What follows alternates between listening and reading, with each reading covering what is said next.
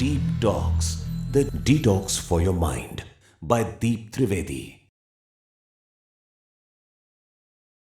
Now let's commence with the second topic of today's discussion, and that is Anand or Masti kaise badhaye? Think, can all the wealth, fame, or material luxuries give you joy and happiness? And by this question, we do not mean momentary pleasure or a fleeting moment of happiness. All of us deeply desire true joy. We all crave the childlike joy of seeing crackers light up the night sky, or the happiness we get when we inhale the smell of the earth after the first rain. We all crave for moments like these that fill our entire being with contentment and happiness. But most of our lives, we are unable to enjoy true joy and happiness. We are unable to enjoy our life to the fullest because we do not know what happiness is. So, to help you understand the concept of true happiness and help you increase it in your life, can we please put our hands together once again for our speaker, Mr. Deep Trivedi. Hello and welcome. आवाज बराबर आ रही है?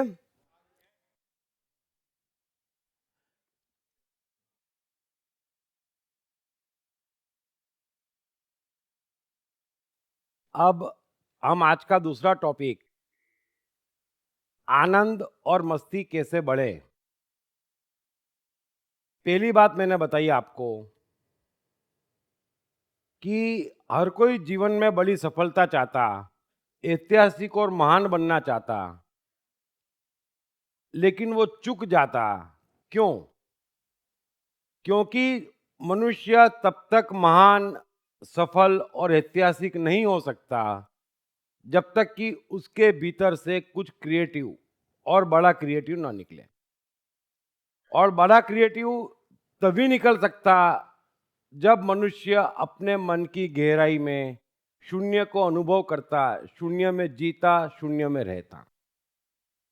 तो पहली बात मैंने बताई थी कि कंसंट्रेशन एक जादू है जहां से मनुष्य कितना ही आगे बढ़ चुका हो, फटाक से शून्य में स्थित हो सकता। और इसी कड़ी का अगला जादू है आनंद। आनंद भी एक ऐसा मैजिक है जिससे मनुष्य क्षण भर में शून्य में स्थित हो सकता। अभी छोटे बच्चों को हम देखते, सभी जानते, बड़ी मस्ती में रहते, बड़ा आनंद में रहते, उनको कहीं कोई तकलीफ नहीं होती। फिर जैसे जैसे हम बड़े होते कि हमारे आनंद मस्ती खो जाते, और फिर हम खोजते, फिर हम ढूंढते, फिर हम पूछते आनंद मिले कैसे, मस्ती मिले कैसे, आनंद आए कैसे। क्योंकि हर कोई जीना सिर्फ इसलिए चाहता कि आनंद, मस्ती, शांति, सुकून जीवन में बने रहे। अब आप ये सोचें, थोड़ा सा बड़ा सीधा सोचें कि छोटे बच्चों में जब आनंद और मस्ती होती तो हमारे में क्यों नहीं है? क्या फर्क है छोटे बच्चों और हमारे में? आज के बाद आप देखें और गौर करें।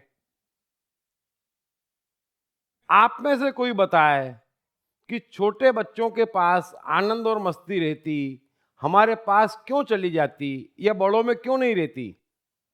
कोई कारण कोई बता सकता हो?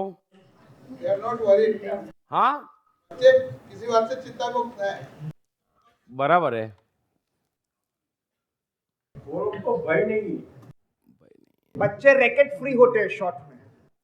प्रेजेंट में जीते अपने को भूल जाते हैं। प्रेजेंट में जीते हैं, अपने को भूल जाते हैं। देखो, वेरी गुड। मैं यही चाहता हूं, मेरी हमेशा से कोशिश रही है कि चाहे भगवत गीता हो, लाओ त्सु हो, अष्टावक्र हो, कबीर हो, आइंस्टाइन हो, एडिसन हो, कुछ भी हो, हर मनुष्य में इतनी प्रज्ञा है कि वो खुद समझ सके, और हमारी सारी जड़ साइकोलॉजी में छिपी है। साइकोलॉजी में जैसे जैसे हम आगे बढ़ेंगे मैं आपको समझाऊंगा, और कई बार मैं समझा भी चुका हूं अलग अलग तरीके से। कि एक चीज से दूसरी चीज कनेक्टेड है। बच्चा इच्छा नहीं रखता, कामना नहीं रखता, इसलिए टेंशन फ्री है या इसलिए आनंद और मस्ती में है, बात सही है। लेकिन इसका बेस क्या है? एक चीज मूल होती, साइकोलॉजी में एक चीज मूल होती, जैसे शून्य, और शून्य तक दो ही वस्तु पहुंचा सकती, या तो आनंद या ध्यान। फटाक से तुरंत पहुंचा देती। तीसरी एक और चीज है प्रेम, लेकिन वो आज का सब्जेक्ट नहीं है, वो नेक्स्ट टाइम में कवर करूंगा मैं। प्रेम भी शून्य में पहुंचा देता। तो बच्चों और बड़ों का सबसे मेजर और बड़ा फर्क, जहां से हमारी आनंद और मस्ती जाती, वो है कि बच्चे किसी बात के लिए गंभीर नहीं होते। They are not serious. आप अच्छे से देखना, वो पहली बात है। अगर मनुष्य सीरियस नहीं है किसी बात के लिए, तो न उसे भय का कारण, न उसे चिंता, न उसे फ्रस्ट्रेशन, कुछ भी नहीं, क्योंकि वो गंभीर ही नहीं है। सबसे पहली बात है गंभीरता, जो बच्चे होते ही नहीं। लेकिन फिर क्योंकि हमारे बच्चे हैं, हमको बड़े प्यारे हैं, तो हम पीछे पड़ जाते। अरे ये क्या लगा रखा है, सीरियस क्यों नहीं होता? बड़ा कब होगा? मैच्योर कब होगा? क्या जरूरत है? आप सोचना, जो परिवार वाले ये क्लेम करते कि बच्चों को बड़ा प्यार करते, उनका प्यार यही है, जल्दी बड़ा हो जा। ये क्या बचपना लगा रखा है? मैच्योर कब होगा? सीरियस रहे। अरे क्यों सीरियस रहे? क्यों उसको गुरु गंभीर बनाते हैं आप? मैं आपसे कहता हूं कि जीवन में बचपना कभी छोड़ना ही नहीं। सीरियस किसी बात के लिए कभी होना ही नहीं। इस जीवन में सीरियस क्या है मुझे समझ में नहीं आता, लेकिन जिसे देखो बड़ा सीरियस है। आप किसी को भी देखो और ध्यान से देखना, आपको लगेगा इसको जरूर चांद उगाना है, बड़ा टेंशन में। जीवन में सीरियस क्या है? मैच्योरिटी क्या है? क्या जरूरत है इसकी? रत्ती भर जरूरत नहीं है। छोटे बच्चे होते हैं, आप गौर से देखना, वो खेलते खेलते खेल खेल में घर बनाते, टूट जाते, फिर बनाते, फिर बिखरते, फिर कुछ का कुछ बन जाता, होता रहता, बड़े खुश रहते। और घर बनते, छोटे बच्चों के घर बनते, आप ले जाना चौपाटी पे, क्या क्या क्या बना देंगे वो। फिर बनाते बिगड़ते, बनाते बिगड़ते, रोते नहीं, गंभीर होते ही नहीं। लेकिन हम एकदम सीरियस। हम ये समझते ही नहीं कि यही बच्चों से सीखने जैसा था। सबसे बड़ी मनुष्य जाति की गलतफहमी है कि वो बच्चों को सिखाते। बच्चों को सिखाने का कुछ भी नहीं है, वो सीखे सिखाए हैं, वो वहां से आए हैं। कुछ गड़बड़ उनमें नहीं है, हम सिखाते। वरना हमें सीखना था बच्चों से कि जीवन क्या है, ऐसे ही घर बनाना है। हम भी घर बना रहे, लेकिन बड़ी गंभीरता पूर्वक, ऐसा सीरियस होकर हम घर बना रहे हैं कि पूछो मत। और फिर घर बनाएंगे आप तो कभी बिगड़ेंगे भी, कभी टूटेंगे भी, तो हम और सीरियस हो जाते। अरे अरे अब तो धंधे में लॉस हो गया। अरे तो होगा ना यार, नहीं होगा क्या? आप मुझे बताएं, कैसी बेवकूफी हम करते, कितना सीरियस हो जाते, हर बात पे सीरियस हो जाते, बड़ी सीरियसली लेते और समझते कि हम बड़ा अच्छा काम कर रहे हैं। He is very serious. 4-5 दिन रुक जाओ, आईसीयू मिलेगा। कितना सीरियस। अब जीवन जीने के लिए उसमें भी सीरियस। जीवन के लिए क्या सीरियस रहना है? आप पूरा इतिहास उठा के एक मनुष्य खोज लीजिए कि जो सफल हुआ, महान हुआ, ऐतिहासिक हुआ, वो किसी बात के लिए सीरियस हो। ये सीरियस लोगों का काम नहीं है। तो कोई भी सीरियस व्यक्ति ने कभी भी जीवन में कुछ अचीव नहीं करा है, ये गलत शिक्षा है, गलत सोच है आपकी। तो वही बच्चों से सीखना था कि जीवन भी एक खेल है। 80 साल का बच्चे खेलते, 1-2 घंटे का खेल खेलते, कहीं की ईंट कहीं की मिट्टी कुछ जोड़ते करते बनाते, बड़े खुश रहते। गुड्डे गुड्डी की शादी रचाते, फिर टूट जाती शादियां, बड़ा खुश रहते, है ना। हम सीरियस हो जाते, फिर हम भी घर बनाते और घर में अड़चन आती, कोई आके कंकर मार देता, एक आध ईंट गिर जाती, हम गुरु गंभीर हो जाते। गलत बात है आप। और आप समझ लेना कि जो गंभीर हो गया नुकसान में या किसी और चीज में या किसी बात से सीरियस हो गया, टेंशन में आ गया, तो फिर वो दोबारा घर नहीं बना पाता, वो गिरता चला जाता है। लेकिन जो हंसते हंसते घर बनाते जीवन के, वो जानते हैं कि आगे हटना, पीछे हटना, फिर आगे हटना, फिर पीछे हटना, कभी बनना कभी बिगड़ना है। जीवन का खेल ऐसा है, बनने दो, बिगड़ने दो। खेल है भाई, कभी जीते कभी हारे, क्या फर्क पड़ गया। और जो ऐसे चले उन्होंने महान अचीवमेंट किए।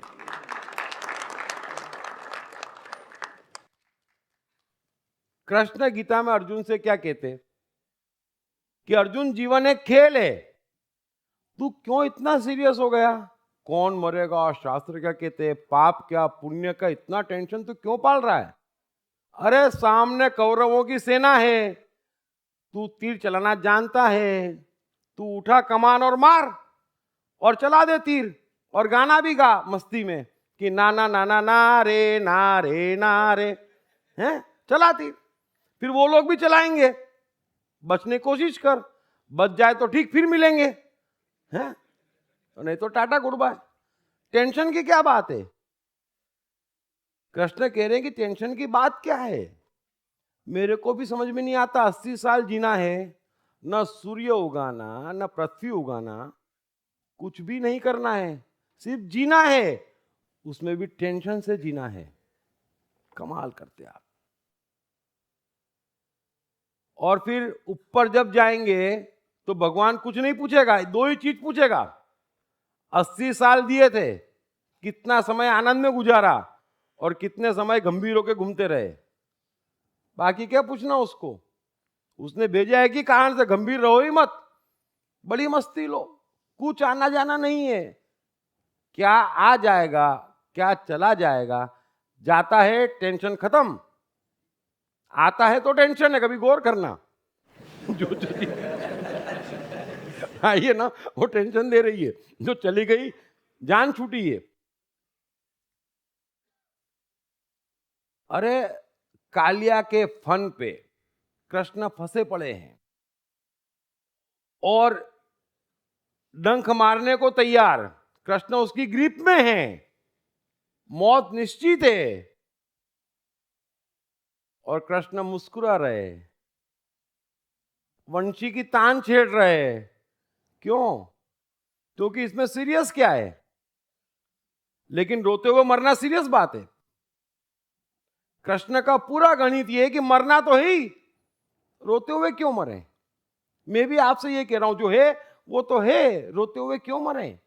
अर्जुन से यही कह रहे हैं कि युद्ध है, तू उसको खेल समझ और खेल जा, जो होएगा होएगा, लेकिन तू सीरियस होगा तो पक्के में मरेगा।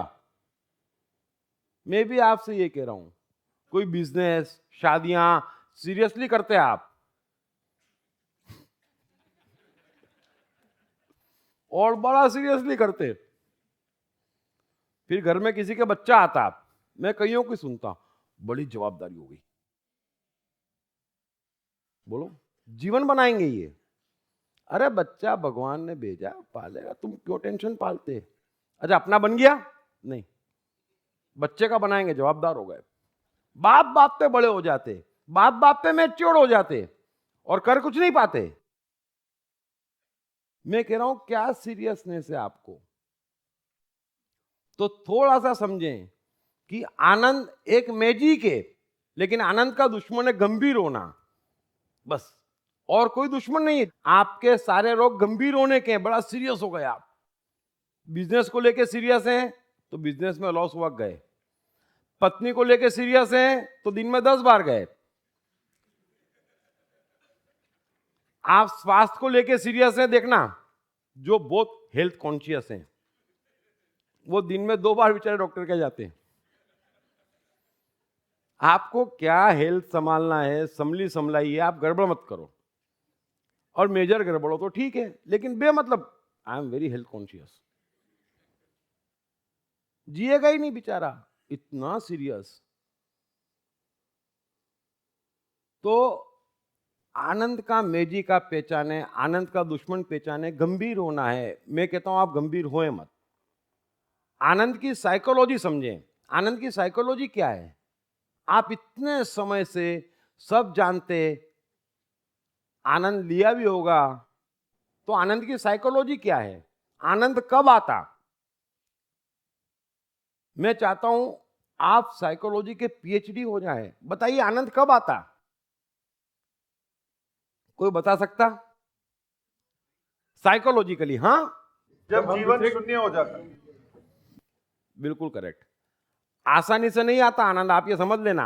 आनंद के लिए कंडीशन अप्लाई है साइकोलॉजिकली कि कर्म करो पर फल की चिंता मत करो। बड़े अच्छे समझ लेना, जिस कार्य में फल हाजिर होगा आप आनंद का अनुभव नहीं कर सकते। पूरी भगवत गीता की सबसे बड़ी साइकोलॉजी, इस संसार की सबसे बड़ी साइकोलॉजी, कर्म करो पर फल की चिंता मत करो। अगर फल साथ में है, अगर फल है तो आनंद नहीं है। अगर मुझे काम में मजा है, अगर मुझे बड़ा आनंद आ रहा है, तो फल की आवश्यकता है नहीं है। फल की आवश्यकता कब है? जब काम में मजा नहीं है।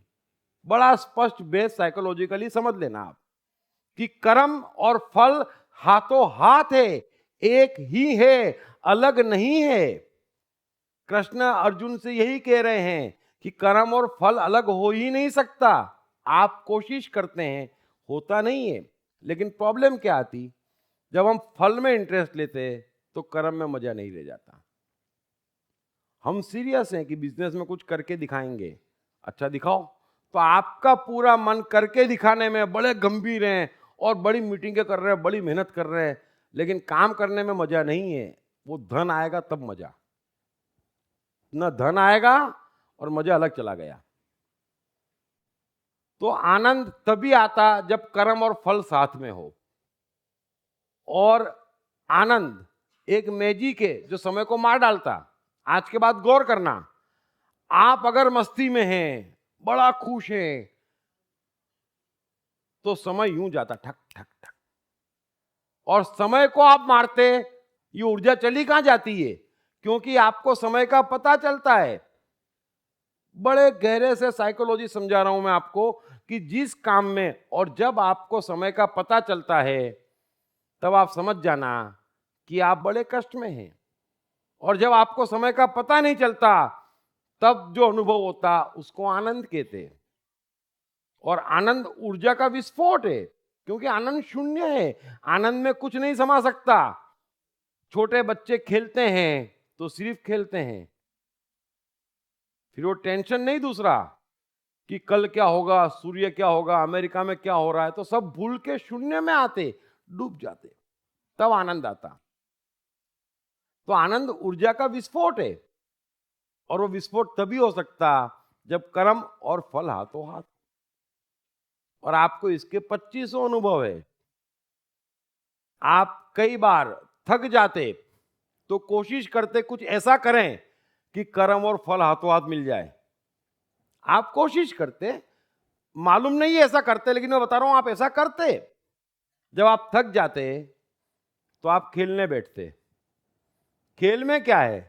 कर्म और फल हाथों हाथ है। बिल्कुल समझ लेना। आप म्यूजिक सुनते, आप पिक्चर देखते, कर्म और फल हाथों हाथ है। आप घूमने जाते, चेंज के लिए 5 दिन गए, 7 दिन गए, वो क्या है? वो आप ऐसी जगह खोज रहे हैं कि जहां कर्म और फल हाथों हाथ हो, साथ साथ हो। आपका कोई भविष्य की योजना नहीं है कि मैं कैरम खेल रहा हूं, मैं क्रिकेट खेल रहा हूँ, मैं बैडमिंटन खेल रहा हूँ, तो कल कुछ होगा उससे, कल कुछ नहीं होगा, आपको खेलने में मजा आ रहा है। हालांकि कई लोगों को उसमें मजा नहीं आता, उसमें भी सोचते हैं जितना जरूरी है, अरे हारना मजे ले। सो जो मनुष्य मिनिमम दिन में 4 घंटे, जो मनुष्य कम से कम दिन में 4 घंटे ऐसे कर्म नहीं करता जहां कर्म और फल साथ साथ है, वो करीब करीब मरा मरा जीता है। आज के बाद आप गौर कर लेना, आपको एनर्जी कहां से आती? आप दिन भर इतनी माथाफोड़ी करते, इतना सीरियस रहते, तो लगातार आप सीरियस नहीं रह पाते, एग्जॉस्ट हो जाते, थक जाते। तो फिर आप क्या खोजते? आप कुछ ऐसी जगह खोजते हैं जहां कर्म और फल हाथों हाथ मिल जाए, कुछ एनर्जी आ जाए, फिर काम पे लगे। जब बहुत थक जाते तो लंबा घूमने जाते, लेकिन आप कहां जाते? जहां कर्म और फल हाथों हाथ है। तो मैं आपसे कह रहा हूं कि पहले मिनिमम 4 घंटे तय करें कि दिन में 4 घंटे ऐसे कर्म करेंगे जिससे सिर्फ आनंद उत्पन्न हो। वो कार्य करने का उद्देश्य ही है कि फल में मुझे आनंद चाहिए, ऊर्जा से भरना है, मस्ती से भरना है। और फिर बढ़ाते बढ़ाते बढ़ाते 24 घंटे आप ऐसे कर्म करें कि जिसका फल हाथों हाथ हो। आप फल के चक्कर में सीरियस हो जाते, और सीरियस होते ही आनंद चले जाता, आनंद जाती ऊर्जा चली जाती, और फिर मरे मरे जीते, और बड़ा मरे मरे जीते। तो 2 बातें ये तय हो गई कि आनंद ऊर्जा का विस्फोट है। आनंद आपको तुरंत शून्य पे पहुंचाता, और वो आपका शून्य है। जितना हो सके मेरे शब्द ध्यान रख लेना, बार बार शून्य में डुबकी लगाना, चाहे ध्यान से घुसे चाहे आनंद से घुसे। अगर शून्य में घुसने की आदत चली जाएगी, और जिसकी चली जाती वो बड़ा मरे मरे जीते, उनके चेहरा ही अलग हो जाता, उनका जीवन ही अलग हो जाता। सिर्फ मौत का इंतजार कर रहे होते, जीवन में कुछ नहीं बचता। बार बार शून्य में डुबकी लगाओ। आपके जीवन का एक ही उद्देश्य रखो, आनंद ध्यान जहां से जितना मिले लाओ। अगर ये नहीं जीवन में, कर्म और फल हाथों हाथ जैसा कोई काम ही नहीं जीवन में, सिर्फ दौड़ रहे हैं दौड़ रहे हैं दौड़ रहे हैं, जीवन तो नहीं बन रहा है, जीने लायक भी नहीं बचते। और सारी सफलताएं जिंदा लोग पाते, मुर्दों को सफलता नहीं मिलती। और दुनिया में कब्रिस्तान ही कर दिया लोगों ने, इतना सीरियस कर दिया कि आप ध्यान से देखना कि कितने जिंदा हैं, ऊर्जा ही नहीं बची जिंदा रहने की। आप ये मत समझना ध्यान आसान है, मैंने पहले कहा ऊर्जा चाहिए। ये मत समझना आनंद आसान है, ऊर्जा चाहिए। ऐसे ही आप नहीं आनंद ले पाएंगे। कोई भी आदमी जीवन में मस्ती आनंद बगैर ऊर्जा के नहीं ले पाएगा। ऊर्जा नहीं होगी तो बात बात पे सीरियस हो जाएगा, और किसी किसी बात पे सीरियस हो जाएगा भगवान मालिक है। घर पे गेस्ट खाना खाने बुलाते, उसमें 2 दिन पहले से सीरियस हो जाते, क्या बनाएंगे क्या करेंगे, अरे इससे तो नहीं बुलाता भाई। हर बात में सीरियस, अरे आएंगे खाएंगे बनाए, ज्यादा दूसरी बार नहीं आएंगे। टेंशन वाला काम नहीं चाहिए। आपको सिखाते नहीं, मैं कह रहा हूं ये नहीं तो छोड़ ही दो, हाँ भाई हाँ ऐसा है जो है सामने, बट सीरियस नहीं होना।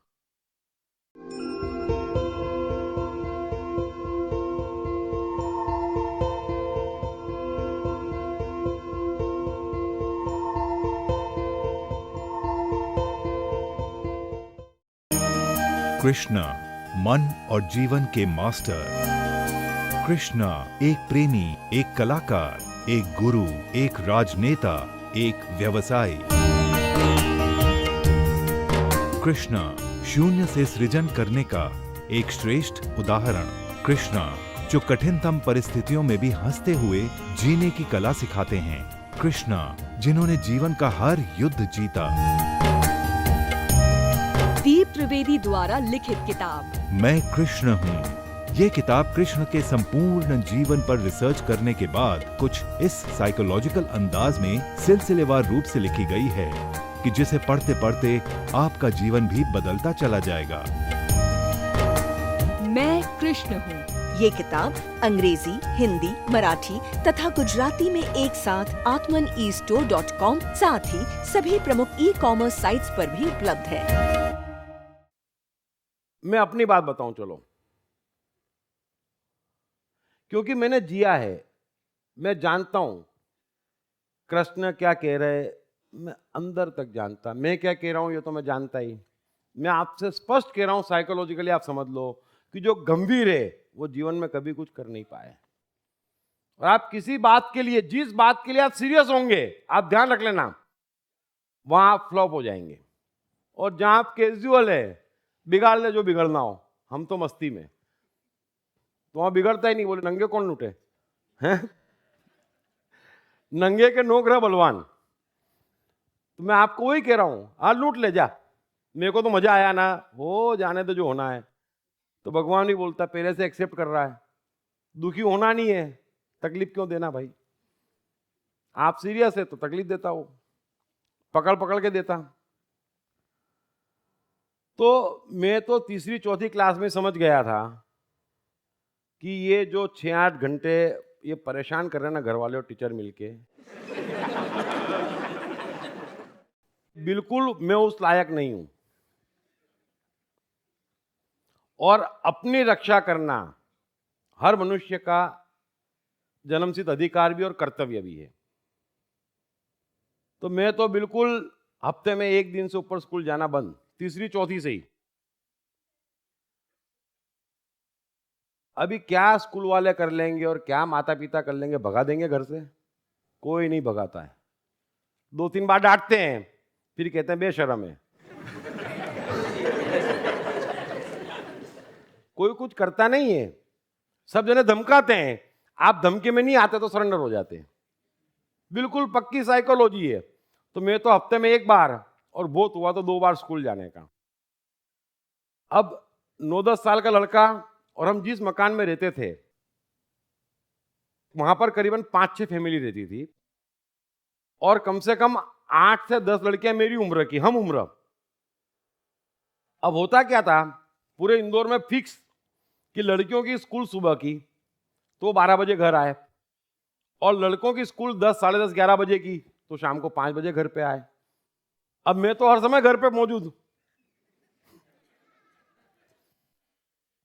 अब सुबह तो किसी तरह 11-12 बज जाती मेरी, मम्मी चिल्लाती, इज्जत चली गई।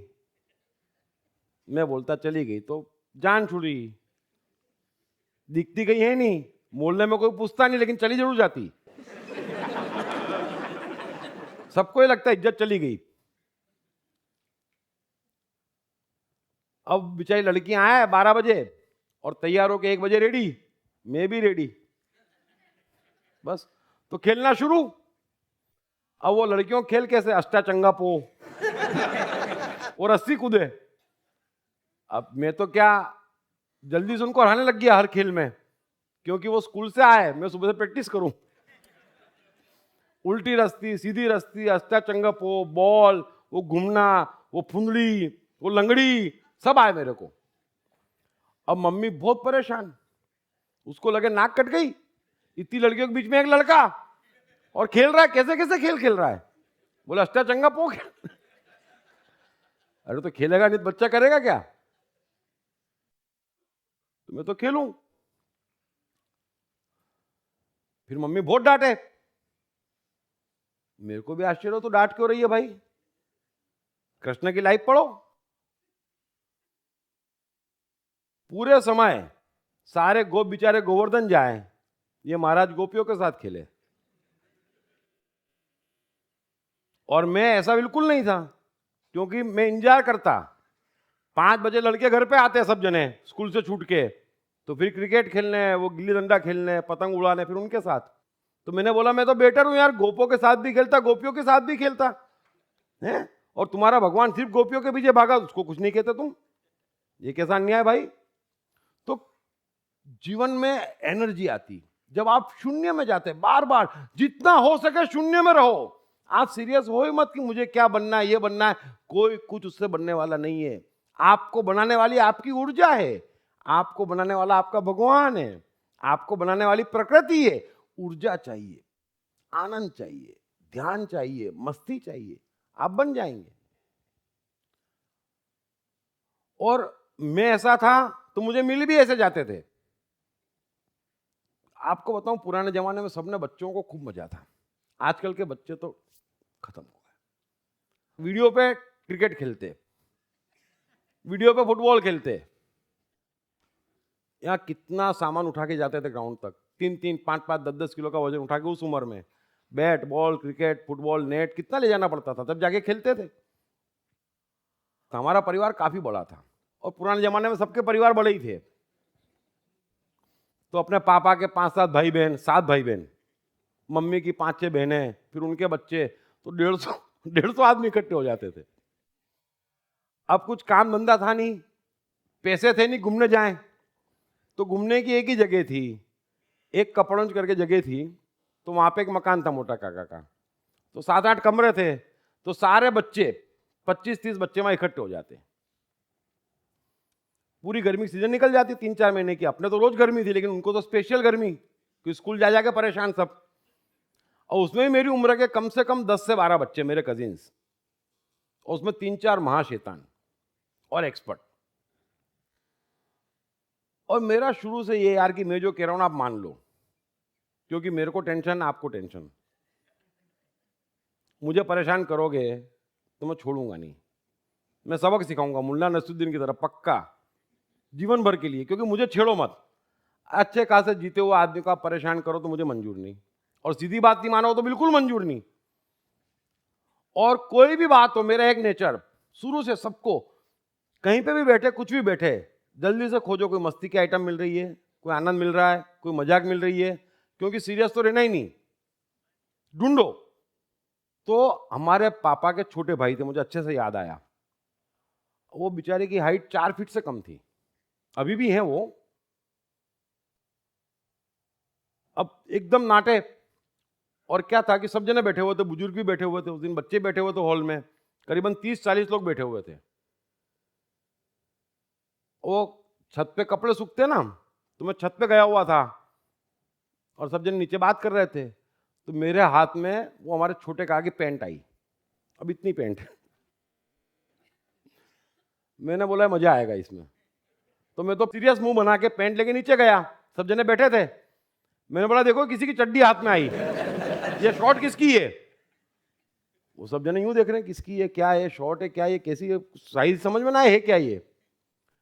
तो काकी बोली, छोटी वाली काकी, अरे पागल है, काका की पैंट है। और उसने तो बोला, सब जने खूब हंसे। छोटे काका ने देखा मेरे को, वो समझ गए गच्छा नहीं खाया ये, इसको पक्के मालूम मेरी पैंट है बोले, और बदमाशी कर गया, मेरी फिल्म उतर गई। कोई बात नहीं, अपना काम तो खत्म हो गया, खूब हंसे सब जने, सब बढ़िया हो गया। लेकिन मैंने देख लिया था, साइकोलॉजी मास्टर, कि उन्होंने जिस दृष्टि से देखा था मेरे पे कोई मुसीबत आने वाली है, ये पक्की थी। तो रात को मुसीबत आ गई, 10-10:30 बजे हम लोग छत पे सो रहे थे, उठाया मुझे, बोले चल बेटा। मैं गया, 3-4 मार दिए। मैंने बोला मारो ना यार, तुमको इतना मजा नहीं आएगा जो मेरे को दिन में आ चुका। क्या फर्क पड़ता है, वो तो मालूम पड़ ही जाता है। आप किसी को छेड़ो तो देख लो, और लेगा, वो भी बदला लेगा, इंसान है, लेना दो। हम सब इकट्ठे हुए ना बच्चे लोग, तो मेरे से छोटे, मतलब मैं 12-13 साल का हूँगा उस समय की बात बता रहा हूँ, तो 4-5 साल छोटे, कम से कम 8-9 बच्चे थे, मतलब 6-7 साल के, 8 साल के। तो अब सब इकट्ठे हुए, घर में फंक्शन था, शादी थी, तो मोटा काका, ये वो, मामा चाचा सब आए हुए थे। तो मैंने अपने पापा से बोला, मैंने बोला पापा मेरे को 50 रुपये दे दो, कभी छोटे बच्चे कुछ मांगे करे तो खिलाऊं पिलाऊं, तेरे से क्यों मांगेंगे, मैं बैठा हूं ना, खोटी बात नहीं करने की। मैंने बोला ये तो गड़बड़ हो गई, खोटी बात इनने करी और डांट मेरे को रहे, गरीब आदमी को पैसे नहीं दे रहे, छोटे बच्चे खिलाऊंगा कैसे। मैंने बोला अभी कोई बात नहीं। मैंने दूसरे दिन क्या करा, मेरे को स्कीम हाथों हाथ बनती थी, हाथों हाथ ठप ठप ठप ठप। तो मैंने 5-6 बच्चे इकट्ठे करे 6-7 साल के, और उनको बोला चलो बर्फ के गोले, सिंग सब खिला के लाता हूं। सब जने चलो भैया, चलो भैया, चलो भैया, चलो। बाप ने तो पैसे मेरे को दिए नहीं थे, कोई बात नहीं। बर्फ के गोले वोले खाए, मैंने फटाफट 2-3 खाए, और बच्चे बेचारे खा रहे हैं प्रेम से, 6-7 साल के बच्चे।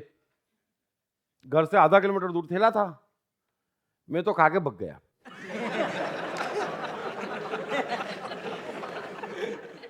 और वो बेचारे 6-7 साल के चंगू मंगू, उनको मालूम नहीं मैं भग गया,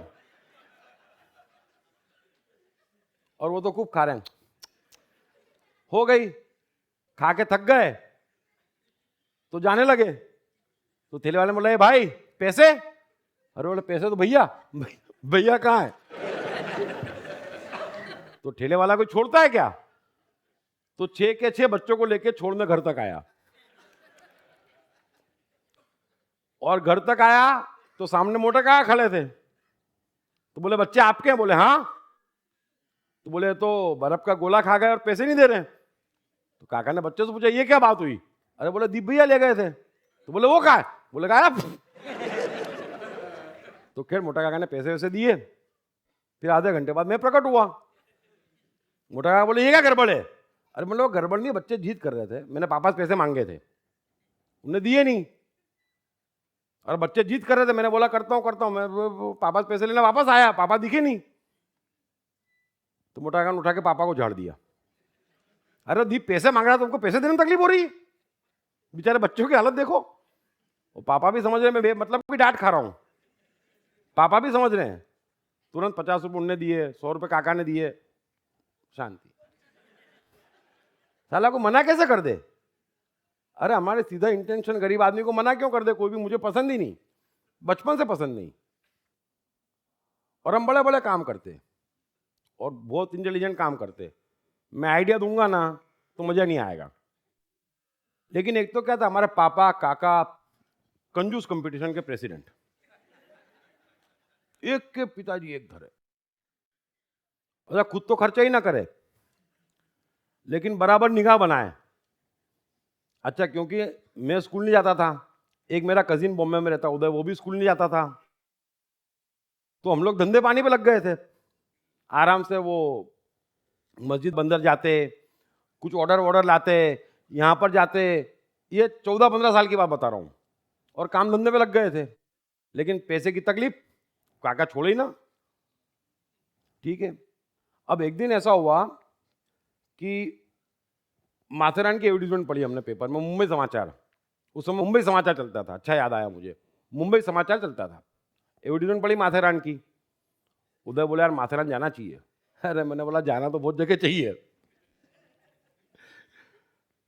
ट्रेन भी अच्छी दिख रही है, सब बढ़िया है, लेकिन पैसे कौन देगा? हमने बोला चलेगा नहीं, ऐसा जीवन चल नहीं सकता, अभी कुछ करना पड़ेगा। ठीक है, मैंने उदय ने और एक और कजिन था हमारा, हमने स्कीम बनाई। मैंने बोला देखो मैं साइकोलॉजी में मास्टर, मैंने बोला दुनिया में हर कोई हिरोशिमा नागासाकी है, उन पे बम फोड़ो ना तो सीधे आ जाते, तो मैंने बम फोड़ना पड़ेगा। और बम किस पे फोड़ेंगे? जिसके पास पैसा है, और पैसा तुम्हारे पापा के पास है। तो बोले कैसा बम फोड़े? मैंने बोला अभी फोड़ते हैं बम, चिंता मत करे तू। तो स्कीम बनाई रात को, बम क्या फोड़े।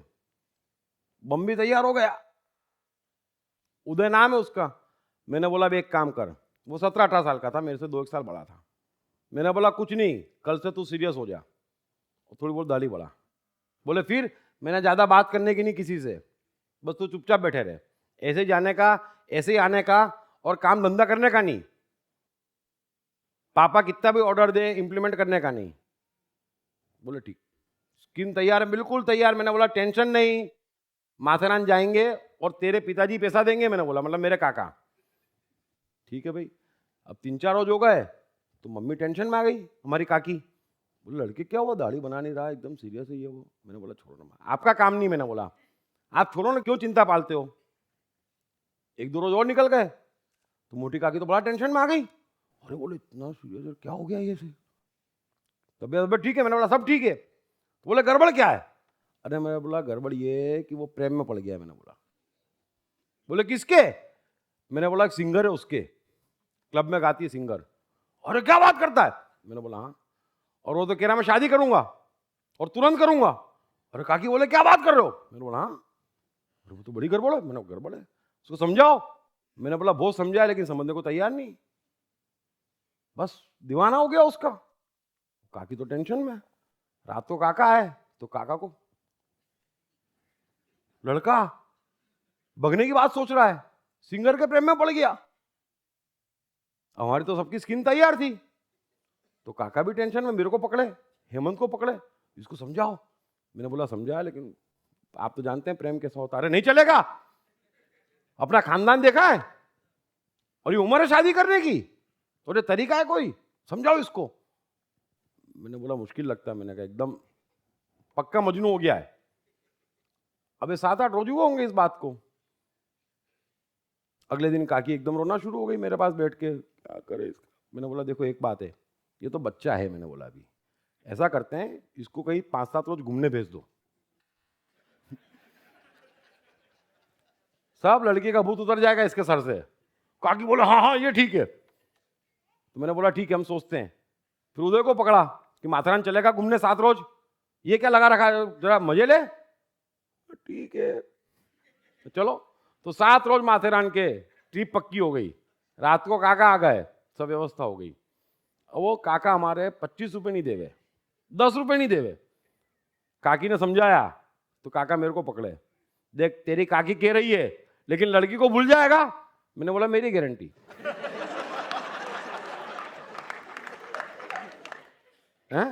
आप 7 रोज घूमने के पैसे दे दो 5,000 रुपए, लड़की भूल जाएगा मेरी गारंटी।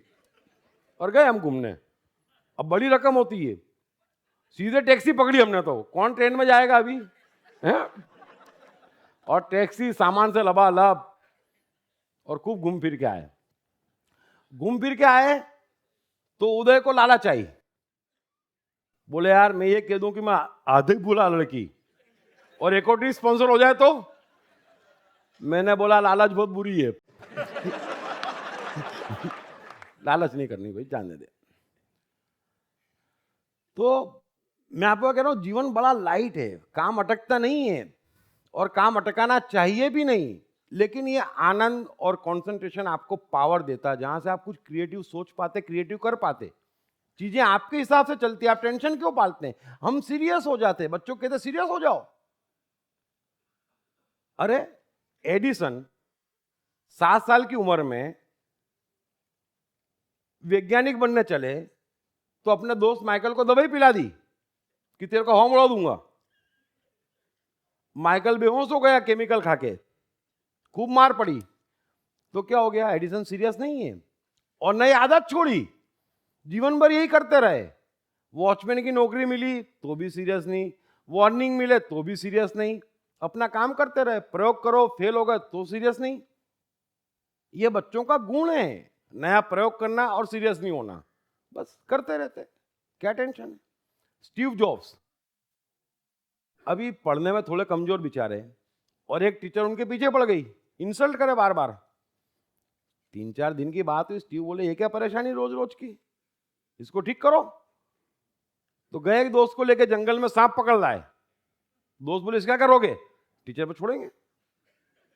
डांट, अब छोड़ दिया साहब, टीचर यूं, अब डांट, कोई नहीं डांटना बोले। और देखो आप स्टीव जॉब्स को, जीवन में कभी सीरियस नहीं हुए। अटारी की लगी हुई नौकरी, प्रमोशन ड्यू, 18 साल का बच्चा कितना प्रगति कर सकता था। बोले सन्यास लूंगा मैं तो, 2-3 जगह पढ़ लिया, भारत में बड़ा मजा सन्यास का। तो सीरियस थोड़ी है नौकरी के लिए, कैरियर के लिए, छोड़ दिया, आ गया सन्यास लेने। फिर सन्यास में भी सीरियस नहीं, 6 महीने हो गए, बोले बड़ी तकलीफ है तो चलो वापस, चले गए वापस। तो मैं आपको यही कह रहा हूं, जीवन में आपको आनंद पहुंचाएगा, मस्ती पहुंचाएगी, आप सीरियस क्यों हो जाते? कृष्ण तो किसी बात के लिए सीरियस नहीं, मरते दम तक नहीं हुए। एक इंस्टेंस बता दो जब कृष्ण सीरियस हो गए। सीरियस का काम ही नहीं, हर चीज में से मस्ती खोजना, हर चीज में आनंद लेना, सीरियस होना ही नहीं। मुंह पे माखन लगा है, गोपियां शिकायत कर रही है और फिर भी कसम खाते, मां मैंने माखन नहीं खाया, अब मुंह पे लगा है तो भी अब कौन मारे इसको? मुंह पे लगा झूठ बोले तो मारनी पड़ती, क्योंकि लगता है कि यार बचपन आए, नादानी है, छोड़ दो। मुंह साफ करके जाओ तो मार पड़ती। अब मान लो कई चीज़ें होती, सब जने जानते हैं जनरेशन का प्रॉब्लम, यहाँ से वहाँ का प्रॉब्लम, तो क्या फर्क पड़ता है। मुझे तो कभी कोई रुकावट आती ही नहीं। वो घर में शादियाँ हो तो एक ही काम, एक तो गुजराती परिवार, ऊपर से ब्राह्मण, तो एक ही काम, फंक्शन के एक दिन पहले गरबा करेंगे। मारे ते गांव वाले एक बार आवजो। अरे पण 9 દિવસ आईने गया, फिर एक दिवस आवजो। अरे मैंने बोला कुछ नया करने दो भाई, लेकिन करने ना देवे बुजुर्ग। लेकिन मेरा खुरापति दिमाग, मैं साइकोलॉजी समझता हूं, मैंने बोला करने देंगे, सीधी रीत से नहीं करने देंगे। नागासाकी हिरोशिमा बम फोड़ना पड़ेगा। तो बस हम 10-12 कजिन मिलकर तय कर लिया कि इनको कहते हैं कि भाई देखो गरबे बरबे बहुत देखे, लेटेस्ट में कव्वालियां चल रही है, बढ़िया कजरा वजरा लगा के बैठेंगे और अपन सब कव्वाली गाएंगे। अरे क्या बात करते हो, मैंने बोला बिल्कुल जीत है हमारी, हम कव्वाली सुनेंगे, आजकल फैशन में वही है। अरे नहीं नहीं नहीं, कजरा वजरा लगा के। हम अबे पागल हो, ब्राह्मण फैमिली में कव्वाली, वो भी कजरा लगा के। मैंने बोला बिल्कुल ऐसे ही गाते कव्वाली तो, और सब बच्चे हम डिटरमिन्ड है। मैंने बोला ये प्रोग्राम रखोगे तो आएंगे, नहीं तो नहीं। एकदम स्ट्रिक्ट सब बच्चे भी, एकदम कड़क, और कव्वाली कैसेट वैसेट सीडी वीडी बजाएं, तो उनको लगे तो माहौल पक्का हो गया कव्वाली का। तो फिर कॉम्प्रोमाइज की बात आई।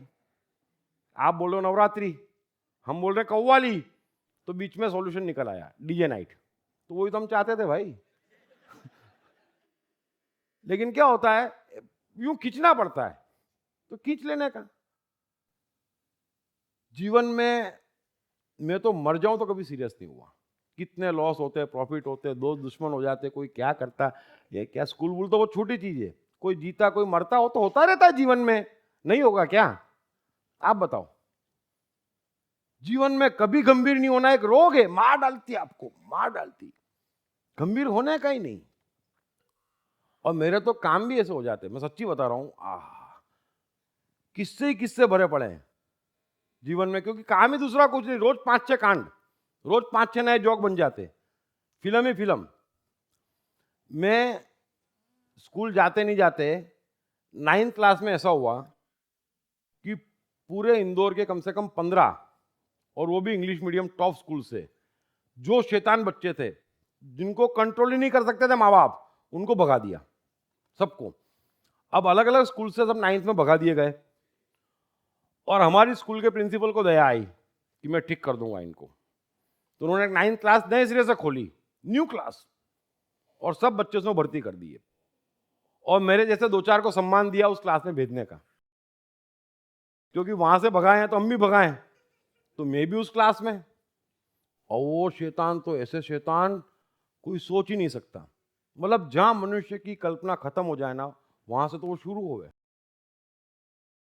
मैंने बोला मेरे को तो छोटी छोटी बात पे मम्मी डांटती थी, ये तो महागुरु आ गए सब, मेरी तो उड़ के लग गई। अपन तो क्या कर सकते थे, गुरु लोग थे तो अपन पीछे पीछे हाँ हाँ करके, और देखे तो ऐसी धमाल और ऐसी स्कीम। स्कूल तो किसी को जाना नहीं, स्कूल किसी को नहीं जाना। तो हमारे स्टेशन से 9 बजे महू अद्दा चलती थी, वो महू पहुंचाती थी, 2.5 घंटे में पहुंचाती थी, 26 किलोमीटर, इसलिए उसको अद्दा कहते थे। और फिर 2.5 घंटे वापस आती थी, 1 घंटा रुक के, और 6 घंटे की स्कूल थी, और टाइमिंग भी ट्रेन का फिक्स। तो हम तो रोज वहां जाते ट्रेन में। लेकिन टेंशन टीसी का कि कितने दिन बगैर टिकट के जाएं, तो पैसे इकट्ठे करके 2 पास बनवा लिए, 30-40 लड़के, हाँ 2 पास, और ट्रेन में बैठ जाते। अब जाते वक्त तो कोई प्रॉब्लम है नहीं, कोई टिकट का पूछे ना। आते वक्त हम स्टेशन पर उतर के पटरी पे चले जाते और पटरी से निकलते, तो टीसी का टेंशन नहीं, और 2 पास बनवा लिए, चालू ट्रेन में टीसी आ जाए तो। अब ट्रेन की स्पीड गुड चलना। अब पास क्यों बनवाए थे, एक बार सही में टीसी आ गया, तो जिन 2 की जेब में पास थे उनको बोल दिया था कि टीसी देखते तुमको ट्रेन से कूद के भागने का, जेब में पास रखो भागे। टीसी पीछे भगा उनके, वो भी ट्रेन से उतर गया, मरो। जो विदाउट टिकट सब ट्रेन में। वो टीसी दौड़ दौड़ के पकड़ा, क्यों ऐसा करते हो, अच्छे करके लगते हो, ऐसा वैसा। क्या करते हम, बगैर टिकट घूम रहे हो। अबे टिकट की बात करता, पास है तो तुम भगे क्यों? ये तो बोले टॉप सीक्रेट है। हम भगे क्यों है, टॉप सीक्रेट है, तुम ये मत पूछो। थोड़े से हम बड़े हुए, तो अभी की बात है 15 साल पहले की। एक राजेश जैन मेरा दोस्त, अब हम लोग दिल्ली जा रहे थे इंदौर से, तो थोड़ी लंबी फ्लाइट है, तो विंडो सीट पे कोई फॉरेनर बैठा था, और फॉरेनर तो आप जानते हैं वो भी अंग्रेज था पक्का, एकदम टाई वाई सोफिस्टिकेटेड, और मैगजीन पढ़ रहा था शांति से। अब मैं और राजेश जैन बैठे, हमने लंबी फ्लाइट है, करें क्या, कुछ तो करना ही पड़ेगा ना, ऐसे थोड़ी बैठेंगे लाइफ में सीरियस यार। तो डिस्कस करते हम लोग, सब ब्रिलियंट लोग, क्रिएटिव, तो क्या करें यार, क्या करें यार, तो यूं देखे फिर फॉरेनर पर नजर पड़े, ये ठीक है बोले, करना है इसी के साथ, ठीक है जो करना है। तो मैंने बोला क्या करेंगे, तो उसके पड़ोस में राजेश जैन बैठा था और मैं साइड में बैठा था, और फॉरेनर उसके पड़ोस में। तो राजेश जैन बोले कुछ नहीं करना, बड़ी सीरियसली पढ़ रहा है, और टाई वाई अच्छी लगाई है, बोले इसके कान के पास जाके जोर से टुर्र कर देता हूँ। तो मैं बोला टुर्र करेगा तो क्या करेगा, हम सोचते भी थे क्या करेगा, बोले कुछ नहीं कर सकता, ज्यादा बोलेगा you Indians you don't understand, we don't understand, चल ऐसा ज्यादा बोलेगा दूसरी बार टूर कर दूंगा, बोले मैं, तो स्कीम बन गई, टूर कर देंगे। अच्छा, फिर हमने डिस्कस करी, टूर करने के पहले हम बड़ा समझते थे हाँ, कि कॉन्सिक्वेंसेस क्या, वर्स्ट क्या, बेस्ट क्या, और जब पूरा प्रॉफिटेबल लगे परफेक्ट टक, तो हमने बोला ये कर क्या लेगा, इसको टूर कर दिया तो पुलिस कंप्लेंट हो नहीं सकती, ये जेल में जाके यूं तो नहीं बोलेगा ए this boy do tour in my कान, tour in my ear, what is tour, मैंने पुलिस वाले उसको पागल कर देंगे। अच्छा ये रोस्टेस को बोलेगा, वो समझेगी नहीं टूर क्या होता है, व्हाट इज टूर। तो राजेश ने तो जोर से उसके कान के पास जाकर जोर से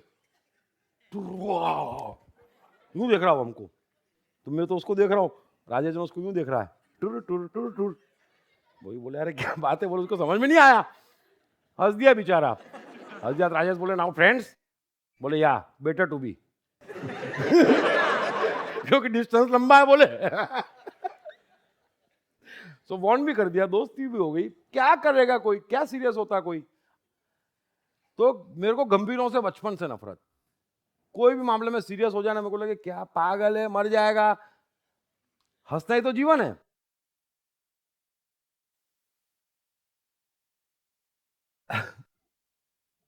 चलते स्कूटर में केला उठा लेना, और यह तो मामूली बात, शैतानी करे बगैर हम 1 मिनट कभी बैठ ही नहीं सकते थे, कोई भी हमारे में से, पूरा का पूरा ग्रुप ऐसा। और 11वीं 12वीं में पहुंचे होंगे हम, 11th में, सॉरी 12वीं तो थी नहीं, हमारा फर्स्ट ईयर था, और सबसे बड़ी कॉलेज थी गुजराती कॉलेज। अब मैं भी फर्स्ट ईयर में पहुंचा, तो एक चुनाव लड़ने की बात चली, तो मैं सिलेक्ट हो गया चुनाव लड़ने में कि इसी को लड़ाना चाहिए, और नई नई पैनल बनी, नई नई पैनल बनाई, हाँ जो 2 रेपुटेड पैनल वो तो अपनी जगह लड़ी रही है, जो सालों से लड़ रही है, हम लोगों ने अपनी पैनल बनाई, 1-2 सीनियर यहां से पकड़े, एक वहां से पकड़े, और एक मैं खड़ा हो गया जॉइंट सेक्रेटरी के लिए। चलो ठीक है, अब पक्का मालूम दिख ही रहा है 5-7-10 रोज की केनमा सिंह में कि अपना कुछ होना नहीं है, और सामने जो मेरा लड़का खड़ा हुआ था प्रत्युष काबरा, और वो पिछली बार 8 वोट से हारा था, तो सिंपैथी भी थी, सीनियर भी था, और लड़का भी वाकई अच्छा था बेचारा। तो पक्का सबको लग रहा था कि भाई 3rd नंबर पे मैं आऊंगा, 2nd पे दूसरा आएगा, और प्रत्युष काबरा और मेरे वोट में कम से कम 400-450 वोट का डिफरेंस रहेगा, ऐसी बुरी मेरी गति। लेकिन मेरे को हार पसंद नहीं, और मैं तो कृष्ण का भगत, दुनिया में ऐसी कोई समस्या नहीं जिसका समाधान ना हो, बस आप हंसते रहो। तो अपना तय कि हारना है नहीं। अब साइंस तो 50% लड़कियां कॉलेज में, तो मैंने बोला है ये ना, ये 50% वोट पे निगाह डालो अपन, तो ये पक्के हैं।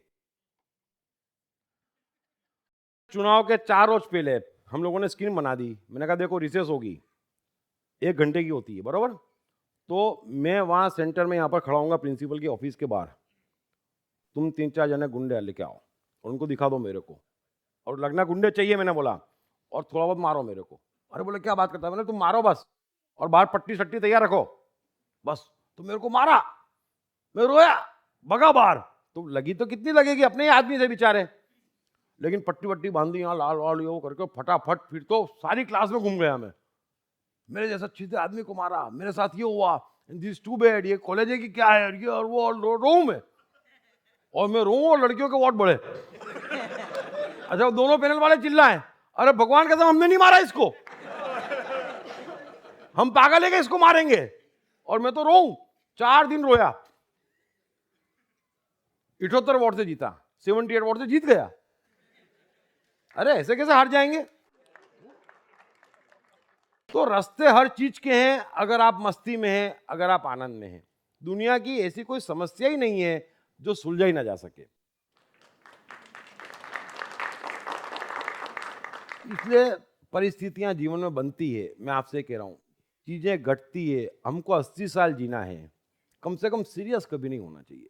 नफा नुकसान, आना जाना, किसी का बीमार होना, अपना बीमार होना, ये सब part and parcel of life है। इसमें सीरियस होने की बात नहीं है। रास्ते निकालो और मस्ती में भरो। मेरा एक सिद्धांत है बचपन से, मैं कभी सहानुभूति किसी से नहीं दिखाता। क्या फायदा? हमारा दिक्कत है और सहानुभूति होना चाहिए। मुसीबत में खड़े रहो। अरे मुसीबत में खड़े मत रहो, परेशान करोगे उसको।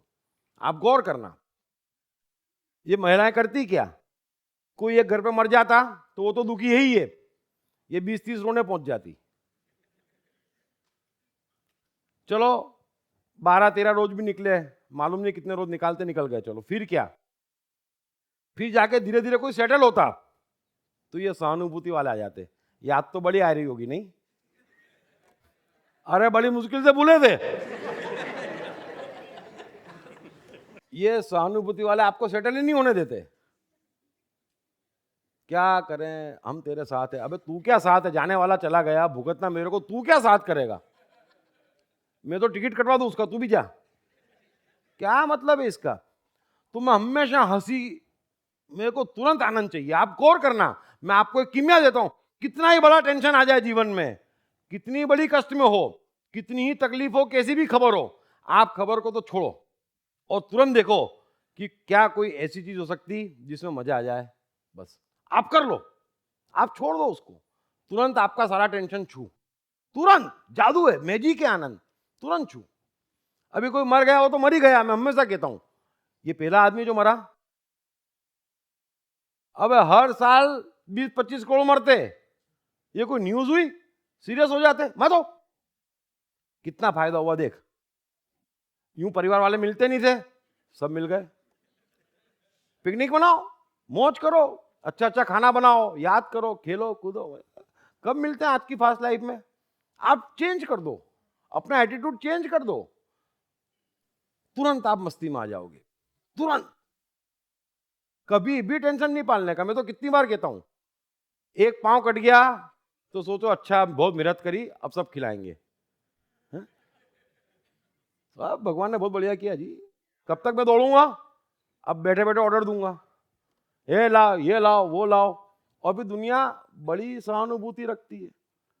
आप तकलीफ में आ जाओ ना तो सब जने खुश हो जाते हैं। क्यों मालूम है? काम मिल गया। आपकी सेवा करेंगे। और आप मस्त हो जाओगे ना तो भग जाएंगे, क्योंकि जलन होती। ये मस्त कैसे हो गया बोले? क्योंकि उसको बेचारे को काम नहीं मिलता है।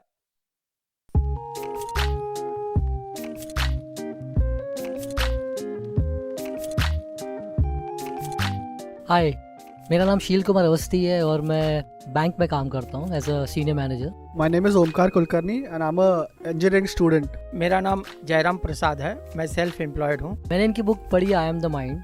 सर ने I am the mind book में बहुत क्लियरली मेंशन किया है कि माइंड किस तरीके से वर्क करता है, कैसे प्रॉब्लम्स को क्रिएट करता है और इसका सोल्यूशन क्या है लाइफ में।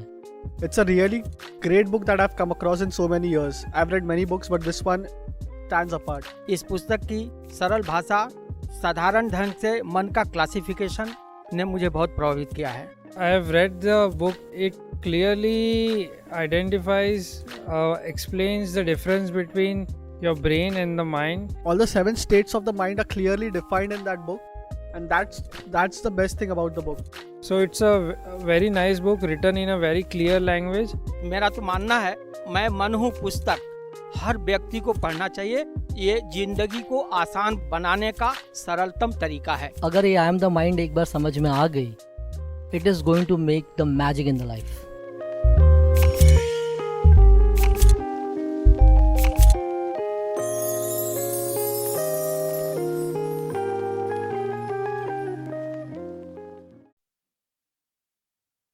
एक किस्सा सुनाता हूं मैं आपको। एक व्यक्ति था करीबन 25-30 साल का, और अचानक ऐसा हुआ बेचारे को कि बच्चे की फीस की तकलीफ, घर में माँ बीमार हो गई, पत्नी की तबीयत खराब, अब नौकरी तो अच्छी थी लेकिन थोड़ी क्राइसिस आ गई उसको। तो अब 5-6 दोस्त थे उसके, उसमें से एक थोड़ा सद्धर भी था और अच्छा भी था। तो उसने उससे बोला कि यार मेरे को एक 40,000 रुपये उधार दे दे यार। तो दोस्त बोले क्या बात है, क्यों चाहिए भाई? तो बोले वो माँ की तबीयत खराब है, बच्चे की फीस है और गड़बड़ हो गई थोड़ी, अचानक एक साथ खर्चा बढ़ गया यार, और सब अर्जेंट है, करना पड़े ऐसा है, किसके पास जाऊं? तो दोस्त को भी लगा बात ठीक है, कब लौटाएगा? बोले महीने भर बाद। बोले ठीक है, दे दिया उसको 40,000 रुपया। अब महीना भर तो हो गया लेकिन इसकी परेशानी तो बढ़ती गई, तो बेचारा लौटा नहीं पाया। चलो ठीक है, 1 महीना और सही, लेकिन तकलीफ कम नहीं हुई बेचारे की। 3-4 महीने हो गए तो फिर दोस्त से नहीं रहा गया, तो वो इसके पीछे पड़ गया। जहां इसको देखे वो 40,000 का क्या हुआ? अरे यार बड़ी इंसल्टिंग बात हो गई है तो यार। अच्छा सज्जन आदमी बेचारा, कभी 4 दोस्त बैठे हो उनके बीच में पूछ ले, कभी कहीं जा रहा उनके बीच में पूछ ले, जब मिले तब पूछ ले वो 40,000 का क्या हुआ? इसने बोला यार ये क्या है, इसको ठीक करना पड़ेगा। बोले तो एक दिन सुबह सुबह उसके घर पहुंच गया। बोले देख भाई तू एक काम कर, प्रॉमिस तेरे को अगले महीने पैसे वापस कर दूंगा, तू मेरे को 10,000 रुपये दे दे, 50 पूरे हो जाएंगे और पक्का अगले महीने मेरे सब काम ठीक हो रहा है, all will set, you will get it. तो दोस्त को भी लगा 40 तो 4-5 महीने से दे नहीं रहा है, 10 और कहां फंसाऊं।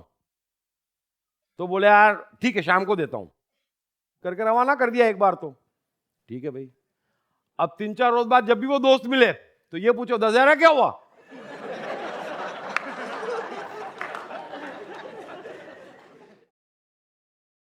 अब सब जने उससे पूछे यार तुमने इसके 10,000 नहीं लौटा रहे हो? अब वो क्या राम कहानी सुना है।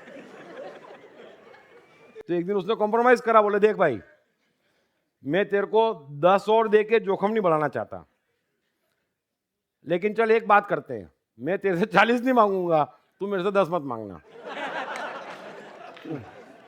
फिर जब ठीक हो जाए सब तो दे देना भाई, और क्या करूं? बोले तो ठीक करना पड़ता है, किसी की इच्छा थोड़ी हो रही उसको नहीं देने की, लेकिन नहीं दे पा रहा तो क्या करे, मर जाए। तो फिर हिरोशिमा पे बम गिराने पड़ते हैं, तो हिरोशिमा सीधा हो जाता है एकदम से। हाँ मैं आपको ये सिखा रहा हूं, आनंद आपको मास्टर ही देगा। एक बार की बात बता रहा हूं मैं, एक आदमी रात को बड़े टेंशन में अपने बेडरूम में चक्कर लगा रहा था, और रात को करीबन 12:30-1 बजी थी। पत्नी परेशान, बोले अरे क्या हुआ इनको? बोले क्या परेशानी है, कमरे के चक्कर पे चक्कर लगा रहे हो, बात क्या है मुझे बताओ ना, मैं आपकी अर्धांगिनी हूं, मुझसे शेयर करो। अरे बोले तू नहीं समझेगी, बड़ी परेशानी में हूं मैं, गड़बड़ हो गई सब। अरे बोले क्या हुआ? पत्नी बोले बताओ ना, और पत्नी बड़ी नोटोरियस थी, बोले बताओ ना क्या प्रॉब्लम है, सो जाओ। बोले नहीं नींद ही नहीं आ रही। बोले हुआ क्या? बोले ऐसा हुआ कि आज से 3 महीने पहले है ना, वो अपने सामने रामलाल जी रहते ना, सामने एक फ्लैट में, उनसे 2 लाख रुपए लिए थे ब्याज पे, ब्याज तो दे दिया था, अब 3 महीने के लिए लिए थे और कल उसकी तारीख है चुकाने की, और पैसे मेरे पास एक भी नहीं है। तो पत्नी बोले मामला तो वाकई सीरियस है, क्या करेंगे? बोले वो समझ में नहीं आ रहा क्या करेंगे, और रामलाल मांगेगा, सुबह सुबह आएगा वो चाय पीने, ये भी पक्का है। तो पत्नी ने सोचा इसका इलाज क्या, ये बेचारा इतनी तकलीफ में मेरा पति, और इसका इलाज क्या? तो बोले रुको मैं आती हूं, उसको समस्या का हल मिल गया। बोले मैं आती हूं। वो तो गई और थोड़ी देर में हंसती वापस आई। बोले अब सो जाओ, कोई टेंशन नहीं। अरे बोले क्या हुआ, रुपए दिया ही क्या? अरे बोले पागल हूं क्या, तुमने ऐसा करा क्या कि मेरे को टेंशन नहीं? बोले देखो आपकी समस्या क्या है? बोले रामलाल को पैसे देना है, और पैसे नहीं है? बोले नहीं है। वो सुबह आएगा मांगने? बोले हाँ। इसलिए आप टेंशन में जग रहे हो? बोले हाँ। बोले मैंने रामलाल का घंटी बजाई और रामलाल को कह दिया कि मेरे पति ने तुमसे 2 लाख रुपए लिए थे? बोले हाँ। कल देने वाला था? हाँ। अगले 2 महीने और नहीं देगा, जा। तो पति को बोले तुम सो जाओ, अब रामलाल जगेगा। अब देने के लिए पैसे ही नहीं है, सब चीज तय हो गई। आप देखना जीवन में सब चीज तय हो गई, अल्टरनेट नहीं है, उसमें भी सीरियस। अब अल्टरनेट ही नहीं है तो क्या करोगे आप? अल्टरनेट 1% हो तो समझ में आता है, 10-20% हो तो अच्छे समझ में आता है, लेकिन जीरो अल्टरनेट, बात समाप्त हो गई। जिस चीज को रिवर्स नहीं किया जा सकता, जो चीज करी नहीं जा सकती, उसमें भी सीरियस। ये ऐसा थोड़ी चलता है। मैं आपको बता रहा हूं, मेरा स्वभाव शुरू से आनंदी। मेरे को कभी किसी चीज में, सिवाय के ये बचपन से एक चीज में सीरियस, लेकिन वो बात की बात है कि लोगों को समझाने में, साइकोलॉजी में बचपन से सीरियस। तीसरी किसी बात में सीरियस नहीं। और मुझे गंभीर लोगों से तो बड़ी एलर्जी, सोफिस्टिकेटेड लोगों से। वो हंसते भी कैसे, अब हंसना खुल के, पैसे लग रहे हैं क्या? हंसते ही नहीं। अच्छा, कई लोग तो ऐसे सोफिस्टिकेटेड होते हैं कि आप अच्छा जोक सुनाओ और एक खराब जोक सुनाओ, दोनों पे इक्वल हंसेंगे। तो ये क्या बात हुई? मैं बहुत देखता था कि ये क्या बात हुई। तो मुझे समझ में आया कि एक में तो बेचारे को वाकई हंसी आई, और दूसरे में वो ये सोच रहा है कि उसने सुनाया, हंसना तो पड़ेगा यार। अब हम होते तो मारते, ऐसा भी कोई जोक सुनाता है? कमाल करते हो। और मेरी तो रेपुटेशन भी ऐसी, कोई भी स्टाइलिश, सूटेड वुटेड, सोफिस्टिकेटेड आते ना मेरे पास, तो पहले से उनको ट्रेंड करना पड़ता, तभी मेरे पास किसी को भेजते कि देखो वो सोफिस्टिकेशन 2 मिनट में निकाल देगा, तुम गंभीर बातें करो ही मत। और यूं जीवन सीधा साधा ही क्या करता है, हैं? जरा हल्के रहो, मस्ती में रहो।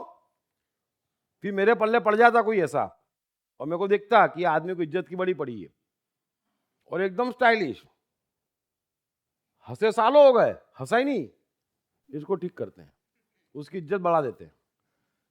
तो उसके साथ जाओ नोवाटेल के चाइनीज में, शैंपेन में, और वहाँ ऑर्डर देना, उसका रोज का जाना बेचारे का नोवाटेल में, मैं सब पता करके जाता कि ये बहुत इज्जतदार है, बहुत सोफिस्टिकेटेड है, इज्जत की बहुत पड़ी है, कोई बात नहीं, अपने कोई मना करता नहीं।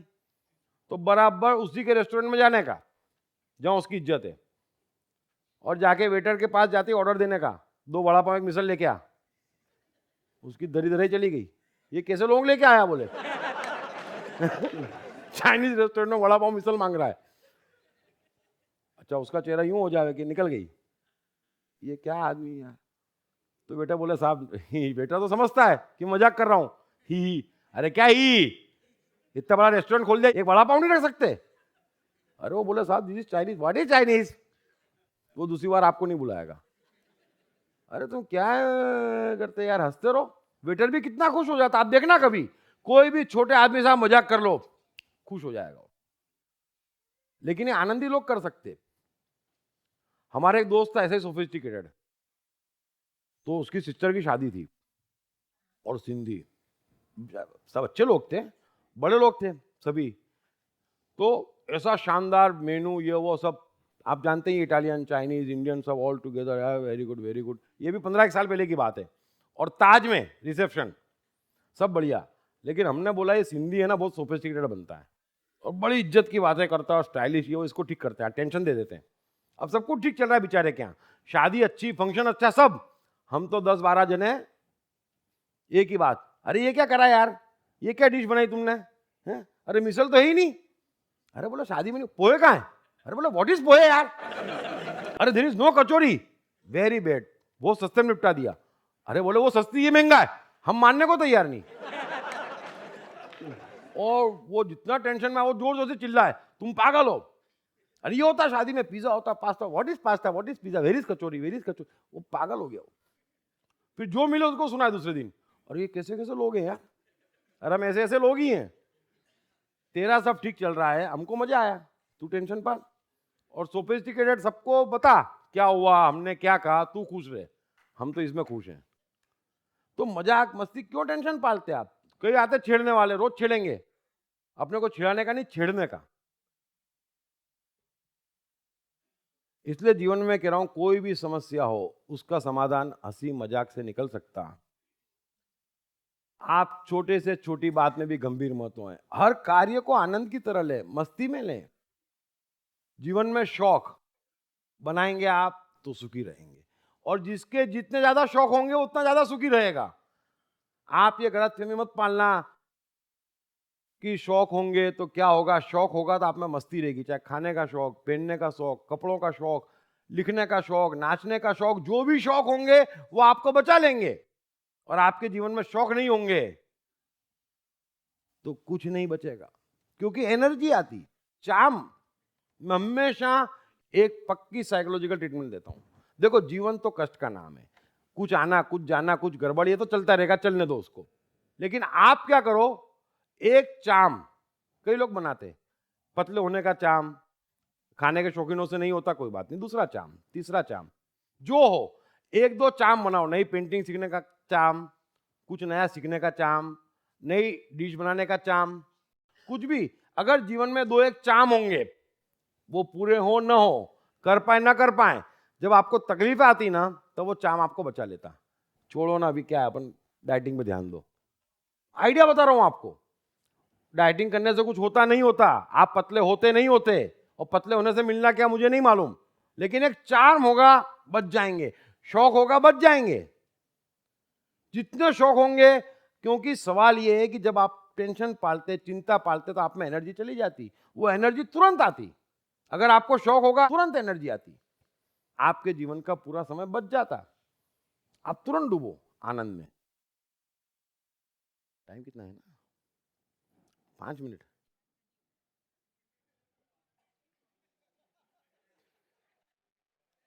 वो इस्कॉन को हॉल देना पड़ेगा एक्चुअली, वो लोग रिक्वेस्ट पहले से करते हैं हर बारी, तो देते हैं उनको भी। क्या कर लेंगे हम, देखते हैं, है ना। तो अब तो देखेंगे, लेकिन हाँ, अब सब देखेंगे ना, उनको बोल के करें ना, अपन गलत थोड़ी करते हैं।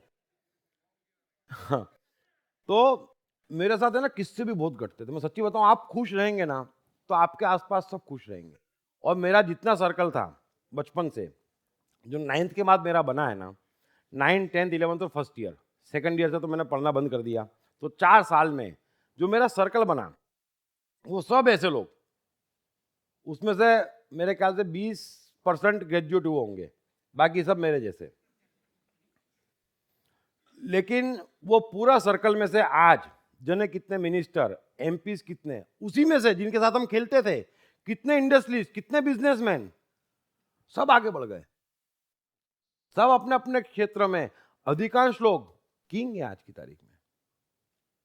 और जो हमारे साथ पढ़ के फर्स्ट आते थे, आज तक दिखे नहीं, दूसरी बार कहां गए पता ही नहीं उनके, बड़े सीरियस। हम लोग क्या करते थे, अभी 11वीं क्लास में आए तब से पैसे की तंगी, खर्चे ज्यादा थे ही इसमें के, तो धंधा ढूंढे और रोज मीटिंग करें, ये धंधा करें, वो धंधा करें, करना भी शुरू कर दिया। 19 साल में, 20 साल में, 21 साल में तो मैंने एडवर्टाइजिंग एजेंसी भी डाल दी थी, इंडिपेंडेंट, और काफी धंधे करे। और हम ढूंढते ही, क्योंकि खर्चा है, शौक है, तो कमाना पड़ेगा, तो हम राइट डायरेक्शन में लग गए थे सबके सब। जिनको नेतागिरी पसंद थी, नेतागिरी में, जिनको जो पसंद था लग गए थे सब अपने अपने क्षेत्र में, और खूब डिस्कस करते। लेकिन डिस्कस में भी क्या है कि मुझे है ना एकदम सीरियस लोग और उटपटांग सजेशन पसंद नहीं। अब एक बार हम बैठे थे, तो एक असित भट्ट, मुझे अभी भी लड़का का नाम याद है, असित भट्ट, उसके सारे सजेशन सट्टे वाले। चलो ठीक है, सट्टे भी अच्छी चीज है, परफेक्ट होना चाहिए। तो एक बार बैठे बैठा हमको बोलता है कि मैं, टीनू, हम 4-5 जने बैठे थे, शाम का समय था, और गुजरात साइकिल स्टोर करके दुकान थी मेन चौराहे पे, बस वो हमारा अड्डा था। पिताजी 4 बजे आते, 5 बजे हम उसकी दुकान पे पहुंच जाते, फिर बैठ जाते वहीं। तो असित बोला, नवरात्रि आ रही है, मेरे हिसाब से नारियल खरीद लेना चाहिए। मैंने बोला, यार ये कोई लॉजिक हुआ यार? तो बोले, नहीं, भाव बोलेंगे नारियल के, बहुत डिमांड रहती नवरात्रि में। तो मैंने बोला, छोड़ना यार, तू कोई अच्छी बात करे, तू बेमतलब नारियल के पीछे पड़ गया।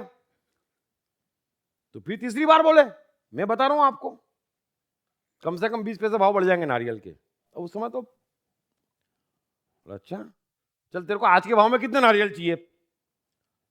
तो बोलता है, लिए 25,000 नारियल। मैंने बोला, दिए जा।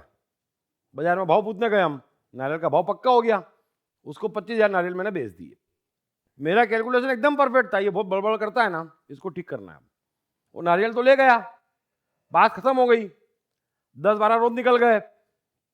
मैंने क्या करा, एक दिन नवरात्रि में 8-9 रोज बाकी थे और बाकी नारियल का दाम 7-8 पैसे बढ़ भी गया था, लेकिन मेरे को तो नफा नुकसान के लिए करा नहीं था, मुझे तो असित भट्ट को सीधा करना था। बेमतलब की एडवाइस देता है यार, नवरात्रि में नारियल खरीद लो। अरे मेरे को ढंग की बात बता नहीं, नारियल खरीद लो। ठीक है, मैं तो गया और 25,000 नारियल खरीद लिए और ट्रक में चढ़ा दिए और भेज दिए असित भट्ट के यहाँ, और सबको बोला पूरे घर में नारियल नारियल कर दो, ले डिलीवरी। और उसको मालूम ही नहीं फिजिकल डिलीवरी भी हो सकती नारियल की। मैं तो पूरे घर में नारियल ही नारियल। वो घर वाले चिल्ला रहे, क्या नारियल, कौन नारियल, असित ने खरीदे। क्यों खरीदे, उसने पागल हो गया, नारियल कितने नारियल। वो घर वाले बैठ नहीं पाए, पलंग के नीचे नारियल, सोफे पे नारियल। मैंने कहा डिलीवरी करके ही आना, छोड़ना ही मत इसको। वो रात को टेंशन में घर पे आया, बोले घर पे खूब डांट पड़ी, मारा, ये करा क्या तुमने। मैंने तेरे नारियल खरीदे तो डिलीवरी दी। अरे वो डिलीवरी होती है नारियल की कोई। तो मैंने कहा क्यों, भाव बढ़ गया ना, कमा। अरे क्या कमाऊं, बोले डिलीवरी ले ले, क्या टेंशन है। एक मेरा दोस्त था संजय बवेजा, उसकी किस्मत हमेशा खराब, वो बेचारा कहीं से भी फंस जाए, और वो किस्सा तो मैं कभी भूलता ही नहीं। और हमारे एक टीचर थे श्रीवास्तव साहब, बायोलॉजी पढ़ाते थे वो, और 9वीं क्लास की बात। और एक दिन बड़े गुस्से में थे वो, और बोले खबरदार किसी ने आवाज करी तो। ये बात तो सही है। बोले आज मैं बहुत डिस्टर्ब हूं और चुपचाप जो पढ़ा रहा हूं सुनो। ये तो और अच्छी बात है भाई, चलो। तो संजय बवेजा बैठा था, उसके पड़ोस में दीपक जयसिंघानी बैठा था, और ये उसके उस तरफ में बैठा था, और बवेजा बीच में बैठा था, और उसकी बॉडी मेरे से डबल। अब दीपक जयसिंघानी को मैंने इशारा करा, मैंने बोला सर ने बोला आवाज नहीं चाहिए, मालूम है ना। बोले हाँ। तो मैंने क्या करें, बोला दे इसको फाट, मार इसको बवेजा को फाट से। तो दीपक जयसिंघानी जोर से बवेजा को मारा, ठाक। वो पूरी क्लास में आवाज भटाक करके। तो श्रीवास्तव साहब एकदम गुस्से में, आवाज कहां से आई। मैंने बोला बवेजा से आई। तो सर ने बवेजा खड़ा करा, क्या बात है। बोले सर कुछ नहीं, दीपक ने मारा मेरे को। तो बोला आवाज आई। बोले हाँ।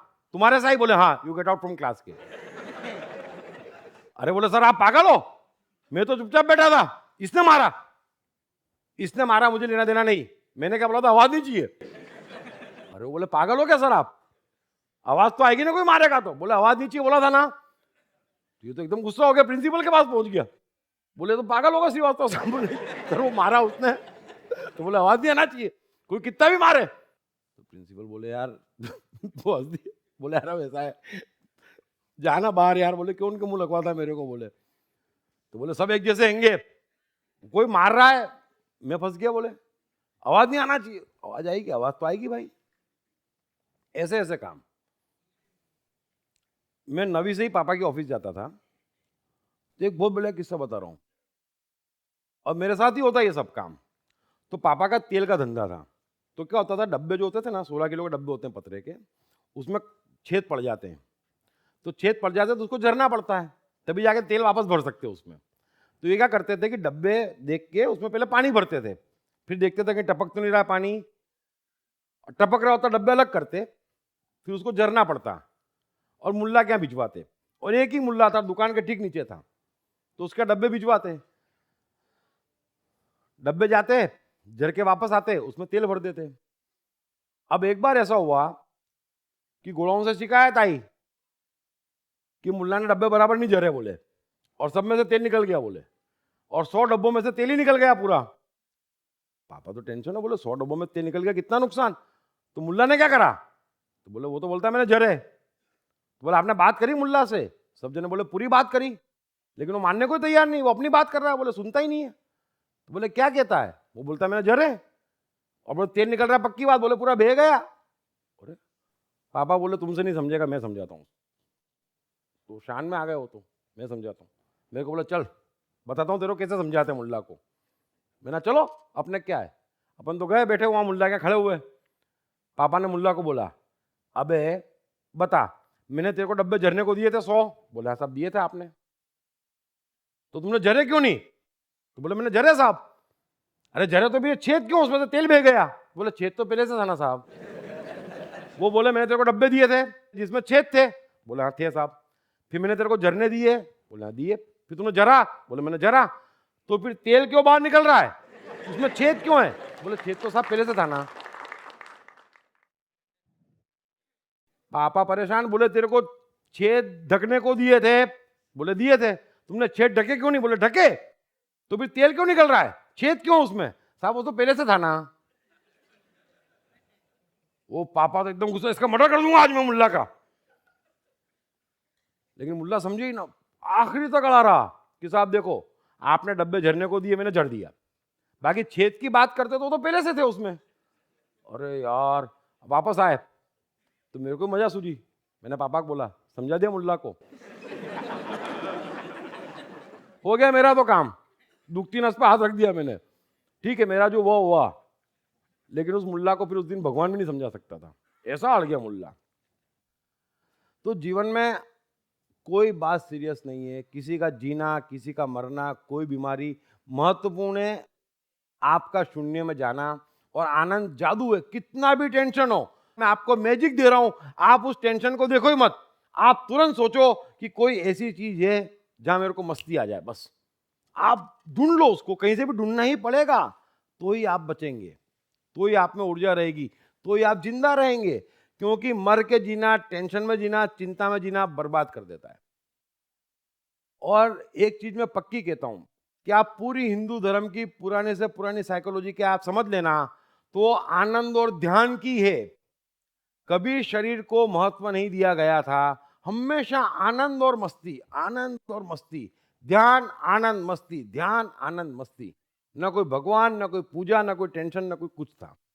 लेकिन 2500 साल पहले ऐसा जादू हुआ कि धर्म ही चेंज हो गया। भूखे रहो, उपवास करो, नंगे पांव घूमो, जंगल में रहो, ध्यान करो। अरे तो सीधे सीधे क्यों नहीं कहते मर जाओ? तो धर्म आनंद का दूसरा नाम है। ये विकृत हो गया, कुछ ने अपना लिया, कुछ ने छोड़ दिया और सब विकृति आ गई। बाकी कोई भी धर्म रत्ती भर न तो सीरियस है, न ये सब करना है, अपने को मारना ही नहीं है। तो मारते अपने को, समझते हम धर्म कर रहे हैं। कोई धर्म नहीं कर रहे हैं। धर्म तो कृष्ण करके गए, शानदार, हर हाल में हंसते रहे। तो आनंद और मस्ती के सबसे बड़े देवता कृष्ण को याद करता हूं। एक पारसी भजन आखिरी में सुनाता हूं, मेरा बड़ा फेवरेट भजन है ये कृष्ण का।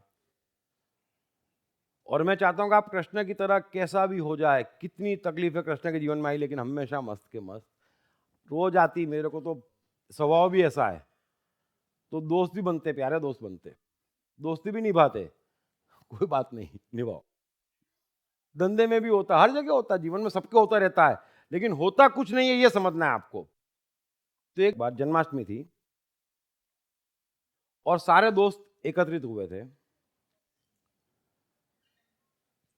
नेचुरली सबके सब हिंदू थे और सबने तय किया कि कृष्ण का जन्म है ना, शानदार तरीके से मनाए और कोई नए तरीके से मनाए। तो सबने काफी सोचा कैसे मनाए, कैसे मनाए, कैसे मनाए। तो बोले एक काम करते हैं, अपन आज कुछ नहीं करते हैं, रात को 12 बजे तक कृष्ण के भजन गाते हैं। बोले ठीक है, डन हो गया मामला। सब जने शुरू हो गए भजन गाना। जन्माष्टमी थी, भजन गाना शुरू हो गए। अब गा रहे हैं भजन एक के बाद एक, जैसा जिसको आए, जो मर्जी आए गा रहे हैं और खूब खुश हो रहे हैं। ये तो ठीक, लेकिन उनका एक दोस्त पारसी था, उसको मालूम पड़ा कि ये सब इकट्ठे होकर भजन गा रहे हैं। तो पारसी दौड़ा दौड़ा आया। और आप जानते हैं पारसी आधी हिंदी, आधी इंग्लिश, आधी गुजराती। तो पारसी दौड़ा दौड़ा आया और बोले, ए भाई, ये टमाटो क्या करता है के? अरे आई एम योर फ्रेंड के, तुमने मुझे बुलाया नहीं प्रोग्राम में? ये बोले, पारसी, कृष्ण हिंदुओं के देवता है और हम लोग भजन गा रहे हैं, you out, no Parsi allowed. अरे बोले, क्या बात करते हो यार? और बोले भगवान का भी कोई धर्म होता? अरे भगवान किसी धर्म का होता, किसी जाट का होता के? पारसी बोला, listen my friends, Krishna is our god, nearer to us rather than you people. You always गंभीर, वी ऑलवेज हैप्पी है। तो डोंट क्लेम। तो दोस्त बोले, देख भाई, वो सब बातें नहीं जानते, हिंदू शास्त्रों में लिखा है कि कृष्ण हमारे देवता, हमारे भगवान, तू जा। पारसी बोले, मैं तो नहीं जाऊंगा, आई वॉन्ट गो। बड़ा जुल्म करते हो मेरे पे। अरे मैं भी भजन गाऊंगा, मैं भी बैठूंगा, मैं भी जन्माष्टमी मनाऊंगा के। दोस्तों को लगा ये मानेगा नहीं पारसी, और फिर अपने वाला बेचारा, और फिर पारसी मुल्ला, ये तो यूं हार्मलेस कौम है बेचारी, हैं? तो बोले बैठने दो।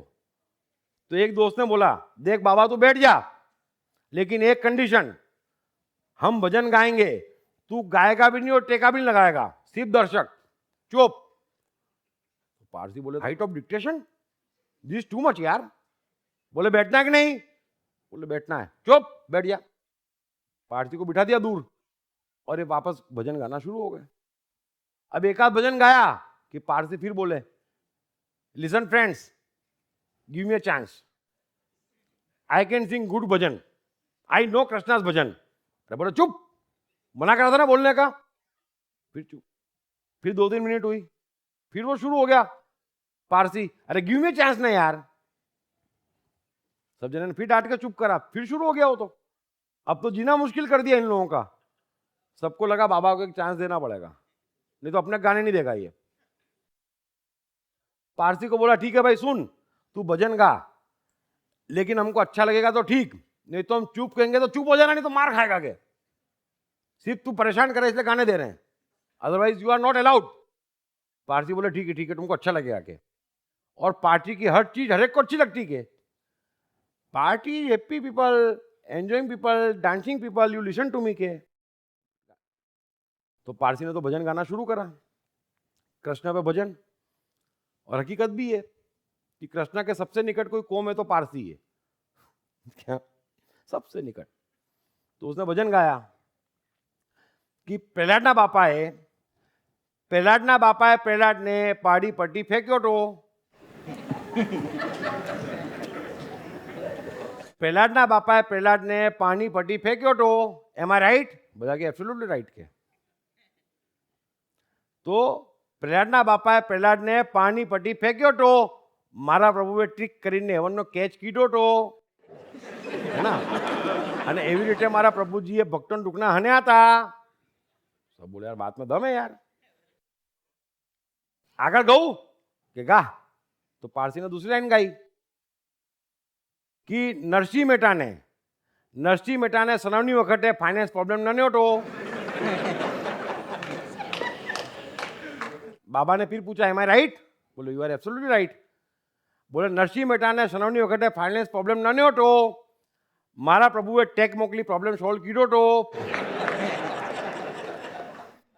एवी रीते मारा प्रभुजीए भक्तों टूकना हन्या था। बधाने तो मजा पड़ी गई, सबको खूब मजा आ गया। और बोले वाह बाबा, और नॉलेज भी परफेक्ट, जनरल नॉलेज भी परफेक्ट। आगे गा भाई, आगे गा। तो बाबा तीसरी लाइन गाया कि मीराना पटिए मीरा ने पॉइजन फेंक दीधो तो। तो मीराना पटिए मीरा ने पॉइजन फेंक दीधो तो मारा प्रभुए ट्रिक करीने હેવનનો શરબત કીધો તો।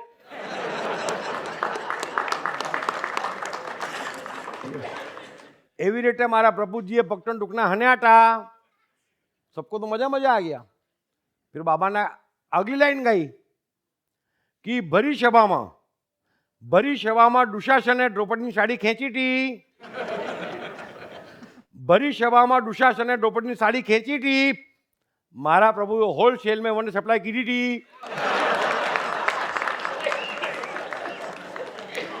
So thank you very much. इसको उनका प्रॉब्लम है, बस एक ही निवेदन कि आप हंसते रहें, जादू है आनंद, जब फंस जाए ना तब मस्ती ढूंढ लें बस। तो thank you very much. If you have any questions about today's discussion or you would like to connect with Mr. Deep Trivedi, you can visit deeptrivedi.com or visit our Facebook page. Deep Talks, the Detox for Your Mind, is an Atman Innovations initiative. We have a very special announcement. The next Deep Talks session will be held on 11th January 2015 at 10:30 a.m. here itself at ISKCON Auditorium. The entire Deep Talks team would like to wish you the best compliments for the season of Christmas and a very happy and prosperous 2015. Hope to see you again in the new year, and thank you for being a very wonderful audience. Thank you so much. Krishna का बचपन कैसा गुजरा? कृष्ण राधा का प्यार क्या था? कृष्ण ने कितने विवाह किए? कृष्ण की चाइल्ड साइकोलॉजी क्या थी? कृष्ण ने ग्वाले से द्वारकाधीश तक का सफर कैसे तय किया?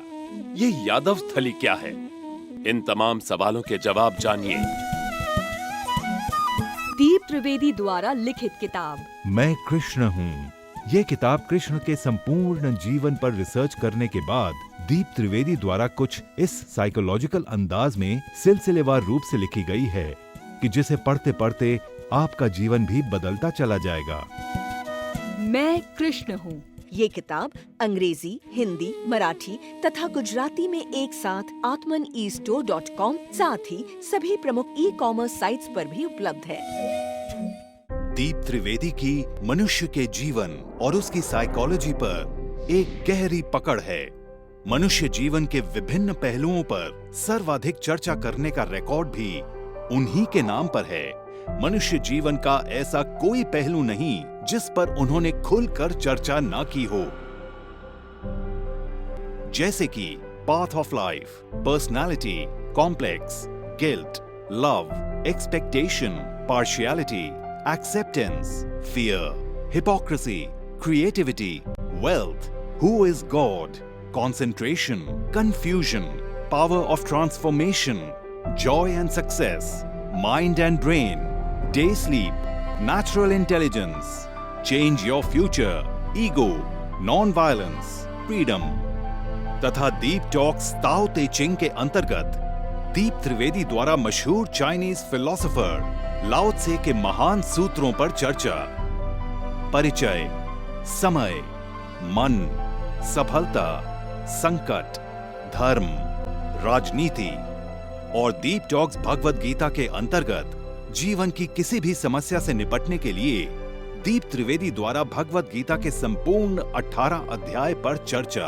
आप ये तमाम डीवीडीज और सीडीज सुनकर अपना और अपने परिवार का जीवन बदल सकते हैं। ये तमाम डीवीडीज और सीडीज आत्मन ई स्टोर तथा अन्य सभी ई-कॉमर्स साइट्स पर उपलब्ध हैं। जब भी कोई बच्चा पैदा होता, माता पिता बड़ी उम्मीद लगाते। ये जरूर एडिसन बनेगा, ये जरूर स्टीव जॉब्स बनेगा, ये जरूर सफल होगा। परंतु होता ऐसा कुछ नहीं। अधिकांश जीवन की चक्की में पिसकर रह जाते हैं। क्यों? सिर्फ गलत शिक्षा तथा गलत परवरिश के कारण, साइकोलॉजिकल अज्ञान के कारण। अतः बच्चों की साइकोलॉजी समझने हेतु एवं उनकी क्षमता निखारने हेतु आज ही खरीदें श्री दीप त्रिवेदी द्वारा लिखित किताब मैं मन हूँ। ये किताब atmanestore.com पर उपलब्ध है। सुनिए श्रीमद् भगवद गीता, कृष्ण और अर्जुन का अद्भुत संवाद, संपूर्ण 18 अध्याय।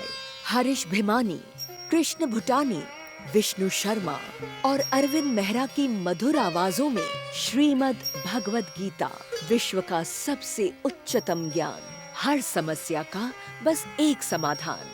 4 CD set now available at 20% discount only on Atman eStore and all other leading e-commerce sites.